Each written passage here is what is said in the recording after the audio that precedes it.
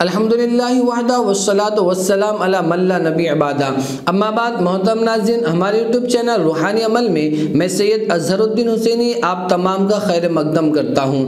اگر آپ یہ چاہتے ہیں کہ آپ پر کوئی ناگہانی آفت یا کسی قسم کی مصیبت نہ آئے یا کوئی حادثہ آپ پر سرزد نہ ہو تو آپ اس عمل کو کریں۔ چنانچہ آتا ہے حدیث میں کہ نبی کریم صلی اللہ علیہ وسلم اور حضرت عقبہ بن عامر رضی اللہ تعالیٰ جفا اور ابوا کے یہ ایک مقام کا نام ہے، اس کے درمیان چل رہے تھے کہ اچانک تیز ہوائیں چلنے لگی اور دن کے وقت اندھیرا ہو گیا تو نبی کریم صلی اللہ علیہ وسلم نے سورۃ الفلق اور سورۃ الناس پڑھنا شروع کیا اور فرمایا، اے عقبہ بن عامر، تم بھی یہ دو سورتیں پڑھ لو تو انشاءاللہ العزیز تم اللہ کی حفاظت میں آ جاؤ گے۔ چنانچہ اس حدیث سے یہ بات معلوم ہوئی کہ ہمیں اگر اللہ کی پناہ میں آنا ہے، چاہے جس بھی قسم کی مصیبت اور آفت ہو، تو یہ دو صورتیں بہترین پناہ میں آنے کا ذریعہ ہے۔ ہم روزانہ اس کا صبح شام کم از کم 3 مرتبہ پڑھنے کا اہتمام کریں